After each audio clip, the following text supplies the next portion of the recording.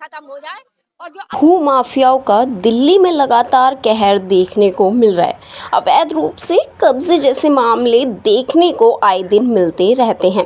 ऐसा ही मामला राजधानी दिल्ली के करोल बाग के किशनगंज इलाके से सामने आया है, जहां लोगों का कहना है कि हम यहां पिछले 70 साल से भी ज़्यादा रह रहे हैं और यहां 400 से ज़्यादा मकान बने हुए हैं, जिसमें करीब 15,000 से ज़्यादा लोग अपना जीवन व्यतीत कर रहे हैं। लेकिन वे कहते हैं ना कि जब मुसीबत आती है तो कभी भी बताकर नहीं आती है। एक साथ 15,000 लोगों पर यह मुसीबत आकर खड़ी हो गई है। लोगों का कहना है कि वह विजय कुमार फर्शवाल नामक व्यक्ति की पास ही में ही एक बिल्डिंग है, जिसके बाद वह अब यह दावा कर रहा है कि ये कॉलोनी भी उसी के नाम पर है। उसने ही कोर्ट में याचिका दाखिल करते हुए नोटिस भेजा है कि हम यहाँ से खाली करके चले जाएं। लोगों की माने तो वह 30,000 में 2 बार केस भी जीत चुके हैं, लेकिन हाई कोर्ट ने साफ तौर पर हमें यहाँ से खाली करने के ऑर्डर दे दिए हैं। लोगों का क्या कहना है, देखिए इस खास रिपोर्ट में। माता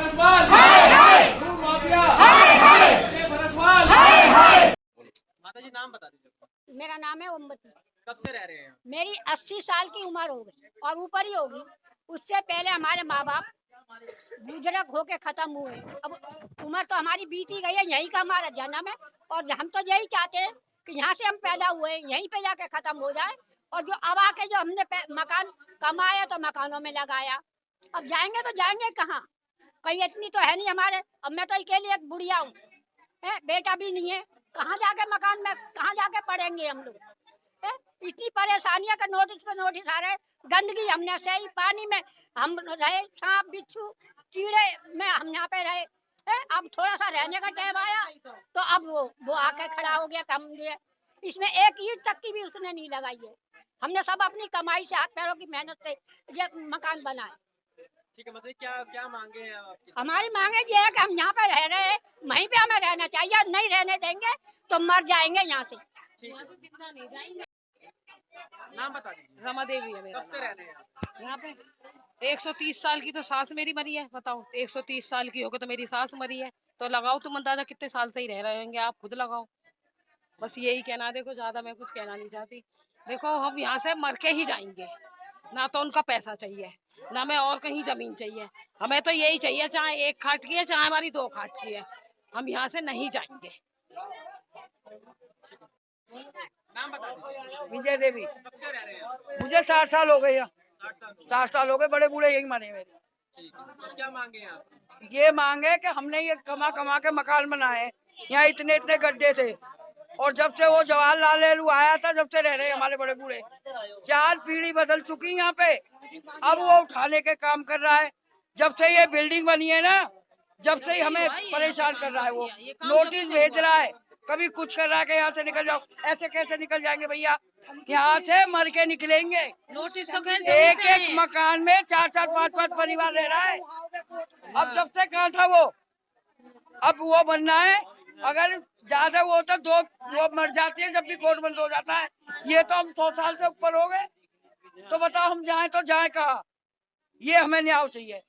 नाम बता दीजिए। सर मेरा नाम विनोद कुमार है ना। हम यहाँ पिछले काफ़ी टाइम से क्या, आज़ादी से पहले के हम लोग यहाँ रहते हैं। यहाँ पे पूरे इलाके की ये है कि इसमें 300 मकान है, 300 साढ़े 300 मकान है। एक एक मकान के अंदर हम लोग 3 फैमिली कम से कम है, तो कुल मिला के 1000 फैमिलीज यहाँ रहती हैं। अब 2017 तक बिल्कुल ठीक चल रहा था सब कुछ। हर बंदा अपना अमन चैन से कायम से रह रहा है, मकान बना रहा है, किसी को ज़रूरत है उन्हें ऊपर डाल लिया, जिससे कि अपना गुजर बसर सबकी चल रही है।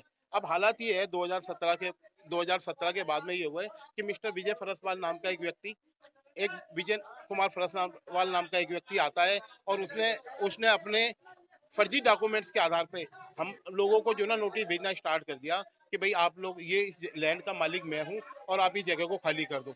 उसके हम खिलाफ डिस्ट्रिक्ट कोर्ट में गए हमने, क्योंकि लोकल लीगल प्रोसीजर यही है। हम डिस्ट्रिक्ट कोर्ट में चले गए।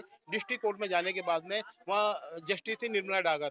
मिनिस्टर डागर ने जब ये फैसला ये पायलट कोर्ट का फैसला था, उन्होंने ये फैसला दिया कि इतने लोगों को उजाड़ कर मैं कोई भी इंस्टीट्यूट, चाहे तेरी जमीन भी क्यों ना हो, हम इतने लोगों को, क्योंकि ये लोग काफी टाइम से 80-80 100-100 साल से बसे हुए हैं, हम उजाड़ कर तेरे को नहीं, यहाँ तेरे को परमिशन नहीं दे सकते, तेरे को जो उसने इंस्टीट्यूट बनाने के लिए अपने लिए बोला था।